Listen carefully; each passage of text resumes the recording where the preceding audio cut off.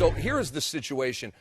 Blake Griffin, you know, all of these young stars, the NBA in terms of the off the court has revolved around how do you make this guy happy so that he wants to sign long term and stay where he is at. Well, I would think that getting Chris Paul to Los Angeles has Blake Griffin not thinking about anything but the hat that Mike Fratello is wearing right now. Well, absolutely. I'd said we talked about this earlier, that this move solidifies in his mind the commitment of the organization. You know, I go back to LeBron James in Cleveland. All the vitriol and everything he got. People forget the fact, and Coach and I were talking about this, for 7 years. 7 years. They didn't put a roster out there. Who's the second best player for the Cleveland Cavaliers? You're trying to win a championship. Yeah.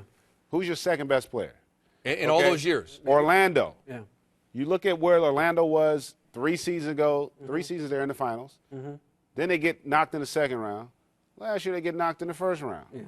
So you're not necessarily showing that franchise caliber player that you have the wherewithal to provide an opportunity for him to compete for a championship. All those great players want is a chance. Right. They want to really feel like going into the season. When I was with the Knicks, every year we thought we could do it. If you allowed a doubt to creep into your franchise player, you've done him a disservice, and now you've made him start looking around and seeing if the grass is a little greener on the other side, Coach. Those two teams you mentioned, Greg, about surrounding their stars, LeBron and Dwight Howard, I want to say this, though. There are some teams that don't try. Yes. That's right. They tried those two teams. Yes. Now, Yes. were the decisions right? You look at the number of pieces that were changed in Cleveland over the time LeBron was there, or Orlando in the last 3 seasons. Right. They went out and tried to make some things happen. Yeah. Didn't work out. That's right. And even when you think you got something that works, then then the money gets into it. Remember, the Magic make the finals with a team that everybody thought was unstoppable going forward. When you had Rashard Lewis shooting threes in the corner, you had Hito making plays out front, then Hito wanted his money, and they couldn't give it to him. Yeah.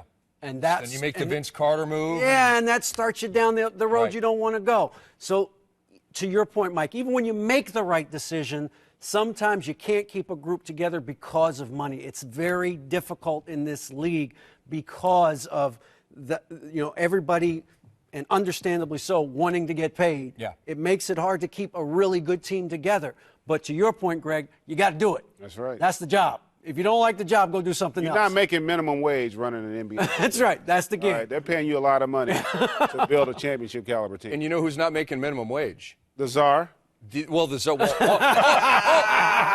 us, to be perfectly blunt, but DeAndre Jordan, okay? Oh, yeah. Yeah.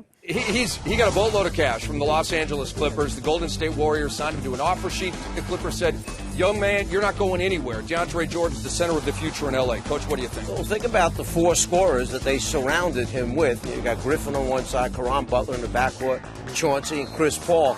You can just concentrate on doing this, young man. Run the floor as hard as you can. Chris Paul's going to find you with the ball for some easy dunks. Get on the offensive glass. Get a couple second shot opportunities. Block anything that comes near the basket. Defend your position. We're fine with you right there. You earned your money. And, GA, the lob opportunities. I mean, remember 3-4 years ago, Chris Paul to Tyson Chandler, it was the top dunk combination in the NBA. DeAndre Jordan is a lot like Tyson Chandler. So I would think that, you know, it's slipping the pick and roll and that kind of thing. I mean, he's probably got a ways to go with that, but I do see a lot of lobs from CP3 to Jordan, don't you? Well, quite simply, Rick, and you hit it right on the head. What do you talk about when you talk about Chris Paul? His ability to make people better. So he's going to make a guy who averages 7 points a game, probably going to average 11. Yeah. You know, just having him on the floor is going to up his 2 field goals a game. All right, those 2 field goals that you get him, they're probably going to be dunks. They're going to make him a better basketball player. The thing about the game of basketball is all confidence. Coach, you know this. When you see the ball go through, when you get a big man an alley-oop dunk, he becomes a better defender. He becomes a better rebounder. He plays with more zest, more enthusiasm, more intensity. And so you're going to make him better just by letting him touch it, just by letting him dunk a couple, because that's really where his offense is going to come from. So the fact he's going to get those, a couple times more per game is going to impact the other areas of his game. I guarantee you he's going to block 3 shots a game. He blocked 1.8 last year. I guarantee he's going to average double figures in rebounds. Yeah. He averaged less than 8 last year, about 7.8. You're predicting 3 blocks a game. Guaranteed he's going to Fantasy owners are listening right now. I'm just telling you, it's going to happen because his growth's going to be there. Plus, he wants to get better. This kid works. That's one advantage he and Blake have. Those guys, they are consummate pros at a young age. Like, they love the game of basketball. This is what they want to do. They want to get better. The difference, a couple extra baskets a game, a couple extra rebounds a game, and now all of a sudden people are going to say, and the Clippers are going to be winning. And now Deandre Jordan, hey, he could be an all-star. Yeah. Mm-hmm. He could be an all-star center. Because how many centers are there really in the NBA right now? Of consequence, and so a handful. Whether he deserves to be or not, there's going to be 2 from the West going to be on the All-Star team, and he has a very good chance to be one of them if he picks up his numbers just that little bit. And don't forget this: Chris Kaman with the Clippers was an All-Star a couple of years ago. Sure was. Could happen for DeAndre Jordan.